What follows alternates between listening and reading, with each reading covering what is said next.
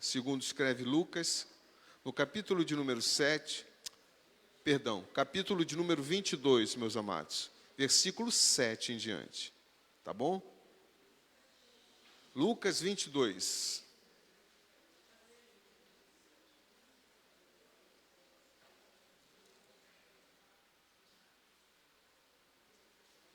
Todos acharam?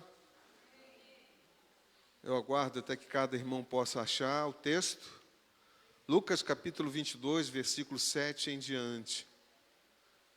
Para que nós possamos nessa noite estar meditando na palavra do Senhor. Amém? Fala sobre a última Páscoa e sobre a Santa Ceia. Chegou, porém, o dia da festa dos pães asmos, em que importava sacrificar Páscoa. E mandou a Pedro e a João, dizendo: Ide, preparai-vos a Páscoa, para que a comamos. E eles lhe perguntaram: Onde queres que a preparemos? Ele lhes disse: Eis que quando entrardes na cidade, encontrareis um homem levando um cântaro de água. Segui-o até a casa em que ele entrar. E direis ao pai de família da casa: Mestre, o mestre te diz: onde está o aposento em que hei de comer a Páscoa com os meus discípulos?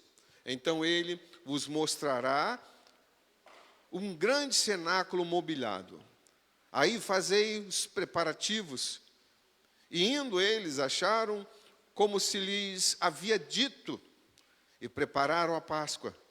E chegada a hora, pôs-se à mesa, e com ele os 12 apóstolos. E disse-lhes: Desejei muito comer convosco esta Páscoa, antes que padeça. Porque vos digo que não comereis mais até que se cumpra no reino de Deus. E tomando o cálice, havendo dado graças, disse: Tomai, e repartiu entre vós. Porque vos digo que já não bebereis do fruto da vide até que venha o reino de Deus. E tomando o pão e havendo dado graças, partiu e deu-lhe, dizendo: Isto é meu corpo, que por vós é dado. Fazei isso em memória de mim. Semelhantemente, tomou o cálice depois de cear, dizendo: Este cálice é o novo testamento no meu sangue, que é derramado por vós. Versículo de número 20. Foi o que nós terminamos de ler. Curva a sua cabeça. Nosso Deus, suplicamos que nesse momento o Senhor nos conceda a graça vinda dos céus, para entendermos, para compreendermos, para discernirmos a Tua santa e poderosa palavra. Ilumina-nos, meu Senhor, pelo Teu Santo Espírito, e permita que saiamos daqui edificados por Tua palavra, alimentados por ela, e compreendendo, Senhor, o propósito pelo qual o Senhor preparou para que estivéssemos aqui nessa noite. Assim oramos, em nome de Jesus. Amém? Podeis assentar, meus amados. Esse é o assunto que nós vamos estar tratando nessa noite, sobre a ceia do Senhor, que nós fazemos todos os meses, tá? É costume da nossa igreja. Nós celebramos a ceia do Senhor todos os meses. Nós não podemos nos deixar levarmos simplesmente pelo fato de nós celebrarmos a ceia todos os meses e nos acomodarmos, quem sabe, deixando esse momento passar como se fosse uma atividade comum. Não é uma atividade comum. Por isso, a sua atenção precisa ser total. É um culto diferente. Foi diferente de ontem. Será diferente de amanhã e da semana que nós estaremos iniciando. É um culto onde nós temos uma responsabilidade de trazer à nossa memória o feito do Senhor Jesus a favor das nossas vidas na cruz do Calvário. E é uma reverência que a igreja precisa ter. Porque nós estamos diante de um fato que ocorreu a favor das nossas vidas. É necessário e preciso nós refletirmos e entendermos o significado desse momento que nós estamos vivenciando nessa noite. O apóstolo Paulo, na sua primeira carta aos Coríntios, capítulo 11, versículo 29, ele disse: pois quem come e bebe sem discernir o corpo, come e bebe para a sua própria condenação, para o seu próprio juízo. Por isso é de suma importância que você não participe de qualquer jeito, que você possa ter toda a atenção possível, para que a bondade do Senhor esteja sobre nossas vidas. Peço que não converse, peço que você esteja com o seu pensamento somente para o Senhor. Por favor, dê esse momento para o Senhor, em reverência à sua palavra. Eu suplico que os irmãos prestem toda a atenção. O texto que nós lemos, o Senhor Jesus, ele deixou aqui a ordenança, ele deixou a ordem de como deveria a igreja que hoje aqui estamos, no caso representado pelos seus discípulos, como deveriam celebrar a ceia. E o que me chama a atenção é que ele mesmo fez isso para ensinar, para ministrar aos seus discípulos como deveriam dar continuidade a esse propósito. De tamanha seriedade que era a ceia do Senhor, havia uma necessidade de que tudo acontecesse de acordo com a vontade e o querer dele. Então havia um preparo meticuloso, detalhado, que não deveria fugir para lado algum. E aí, quando olhamos o texto, vem-nos então a pergunta, eu gostaria de saber, e a palavra que nós lemos vai nos responder, como participar desse momento sem errarmos, sem falharmos? E Jesus, ele responde aqui, nós aprendemos com ele, porque ele ensina no texto, talvez você não compreendeu, mas ele ensina no texto. Ele ensina no texto como fazer, de que forma fazer, para que nós não erremos, para que nós não falhemos, para que nós não venhamos sofrer dano algum. Versículo 8, versículo 9, está aqui o primeiro passo que Jesus dá. 8 e 9 do texto que lemos. A primeira coisa é a preparação desse momento. Não tem como você vir para cá sem uma certa preparação. Quem veio pela manhã e participou da escola dominical, e mais do que isso, veio sem tomar o seu café, tomando café aqui, já estava em preparação. Que nós temos tido o hábito de nos consagrarmos todos os domingos. Pelo menos eu faço isso. E seria muito salutar que a igreja colocasse como prioridade uma vida consagrada ao Senhor, onde você pelo menos uma vez por semana, que é o domingo, oferecesse ao Senhor um sacrifício de jejum. Responde, qual a última vez que você fez um jejum? Responde para Deus, para mim não. Por falta de aviso, de empenho, de chamado, para isso, não é. Que todo domingo nós fazemos isso.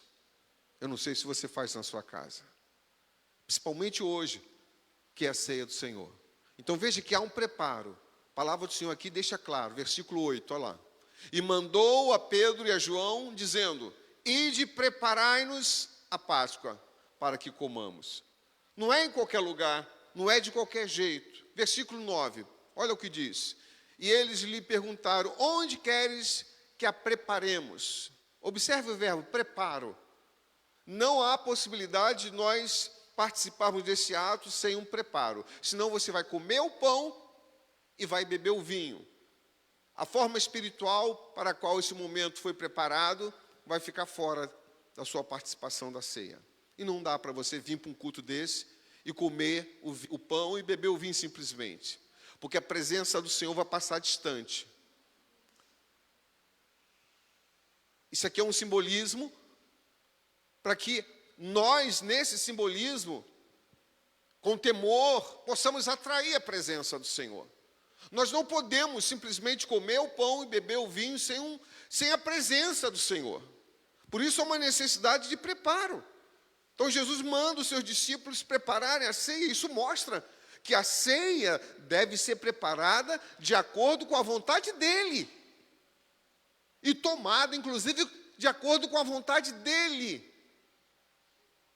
Não é um culto normal. Os discípulos, aqui o texto nos relata, que atenderam, se submeteram à vontade do Senhor. Como os discípulos do Senhor Jesus se submeteram a essa ordem, nós também temos que fazer o mesmo. O Senhor, da mesma forma que ordenou os seus discípulos, ordena nós também a nos prepararmos. Ordena a igreja para se preparar, para participar desse momento, principalmente, irmãos, em relação à nossa vida espiritual. Nós estamos nos aproximando dos últimos dias da igreja. Ou seja, o arrebatamento está à porta. Não tem como vivermos mais carnais. Ou nos convertemos, ou ficaremos. Ou levemos a sério a vida em servir a Deus, ou perderemos a oportunidade. Nós não podemos participar da ceia sem nos prepararmos. Paulo, em 1 Coríntios, capítulo 11, no versículo de número 27, Paulo disse: por isso, aquele que comer o pão, ou beber o cálice do Senhor indignamente, será réu do corpo e do sangue do Senhor. Veja a responsabilidade. Por isso é indispensável nós refletirmos nessa noite sobre a nossa própria vida. De que forma eu tenho levado a minha vida espiritual? De que forma eu tenho servido ao Senhor? Qual é a seriedade que eu tenho dado para isso? Será que eu tenho ido à igreja porque não tem outro lugar para ir? Será que eu tenho feito esses momentos que eu entro nessa casa para passar o tempo? Ou isso tem sido os momentos mais preciosos para nossas vidas, para nos prepararmos para a eternidade que o Senhor tem para cada um de nós? Será que nós estamos tendo comunhão com Deus? Será que estamos tendo comunhão um com o outro? Será que nós estamos pedindo perdão a Deus dos nossos pecados? Será que estamos perdoando o outro a quem fizemos alguma coisa ou pedimos perdão a outro? Precisamos refletir, queridos. Precisamos refletir. Então, antes da ceia, nós devemos nos preparar, volto a dizer, em oração, em santificação, quem sabe um jejum, manter a comunhão com Deus e com os irmãos. É impossível tomarmos ceia sem essa devida comunhão. Não tome, como pastor te digo isso. Ou consertamos, ou erramos ao tomar a ceia do Senhor. Não tome, se há algo aí dentro que precisa consertar. Porque o Senhor quer você no céu. Ele não quer você aqui com razão. Não quer você aqui com todas as suas... Não. Que você não tenha razão aqui, mas tenha um céu te aguardando. Uma eternidade com Deus te aguardando. Que aqui você se encurve. Que aqui você perca, porque perdoar é perder. Que aqui você fique com prejuízo, mas que tenha um céu te aguardando, te esperando, que o Senhor tem preparado para todos nós. Então, antes, queridos, repito, devemos nos prepararmos.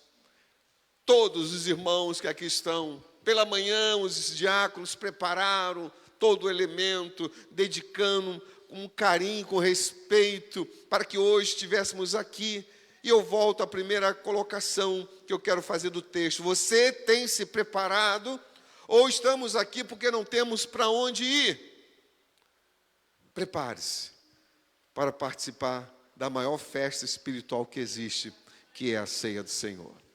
Se eu e você não estivermos preparados para essa festa, não estaremos preparados para subir, irmãos. Há uma urgência para nós nos consertarmos. Há uma urgência para que nós sejamos prontos. Então, a primeira coisa que observamos dentro do texto é o preparo. O Senhor requer que nós estejamos preparados. Versículo 10 do texto. Seguindo, nós vamos observar algo que nos chama a atenção, que é o conhecimento, que o Senhor revela aqui no texto. Versículo 10, olha lá, Deus sabendo e conhecendo todas as coisas. Jesus diz o seguinte, e ele lhe disse, eis que quando entrando na cidade encontrareis um homem levando um cântaro de água, seguiu até a casa onde ele entrar. Como é que Jesus sabia que eles encontrariam um homem levando um cântaro de água no ombro, na cabeça? Isso era trabalho, sabe de quem? Das mulheres. Eram as mulheres que pegavam água num poço. Mas Jesus, que é presciente, porque é Deus, Jesus que é onipotente, porque é Deus, Jesus que sabe e conhece todas as coisas, sabia que teria um homem. Olha que coisa maravilhosa. Então ele manda os discípulos entrarem na cidade e encontrariam um homem com um cântaro de água.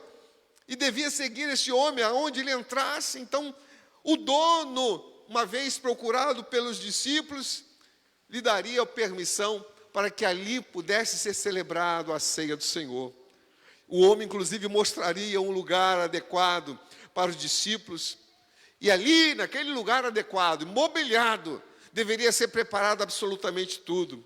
Me chama a atenção o fato dele conhecer. Jesus conhece. Fala comigo. Jesus conhece. Ele conhece cada um de nós, irmãos. Jesus sabia, inclusive, que Judas, que participaria da ceia, seria o traidor.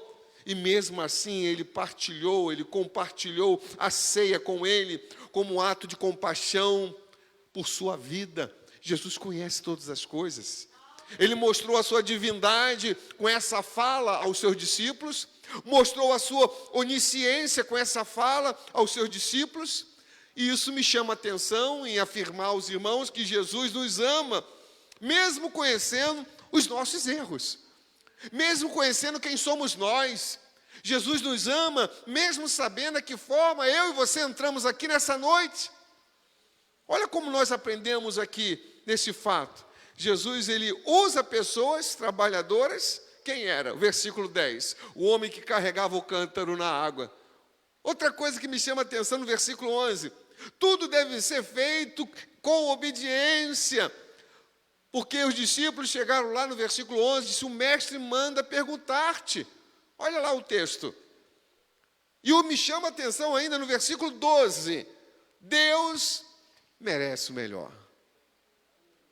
Um espaço grande e mobiliado. Havia algo, parece tudo, esperando que Jesus pedisse para que a ceia fosse realizada ali. Então, ao participar da ceia, o que nós observamos aqui no texto? Devemos entender primeiro que Jesus sabe de todas as coisas. Ele conhece o teu meu coração. Talvez uma fala que eu já tenha dado aqui na mensagem, já foi porque Ele conhece o teu coração e quer mudança e precisa de transformação. Entenda que a mensagem vai se desenrolando no que vai sendo dito, porque Ele conhece todas as coisas. Não está sendo dito nada por acaso aqui, é porque Ele conhece, e eu sei que estou sendo dirigido por Deus. Eu não estou falando aqui de qualquer jeito. Eu orei ao Senhor, eu clamei ao Senhor. Como Ele conhece os nossos corações, e há um desejo nele, em nossa mudança, em ter com Ele um dia nos céus. E a gente vai falando, o Senhor vai tratando, porque Ele nos quer mudança, Ele quer o melhor para cada um de nós. Então, ao participarmos da ceia do Senhor, devemos entender que Jesus sabe de todas as coisas, conhece nossas fraquezas, nossa dificuldade, e nós precisamos nos dedicar, irmãos, trabalhando para Ele, na obra de Deus, fazendo tudo com respeito, com obediência, visando o melhor para o reino de Deus. Deixa eu lhe fazer a pergunta, você tem feito o melhor para o reino de Deus? Tem se dedicado da melhor forma? Tem trabalhado, tem obedecido? Tem feito o melhor para o Senhor?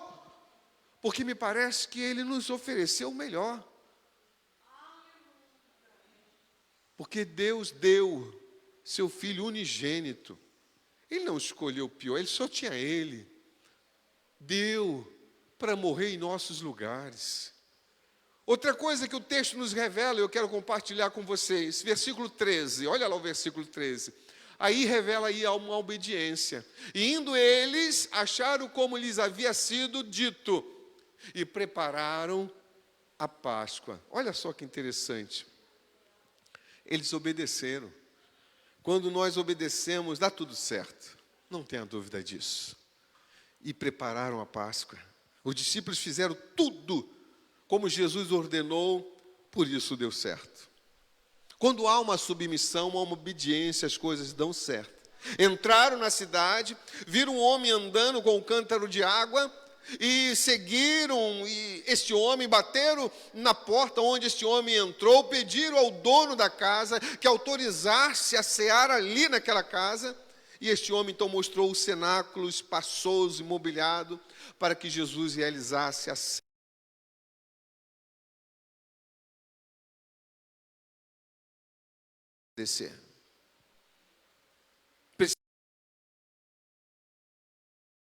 Não é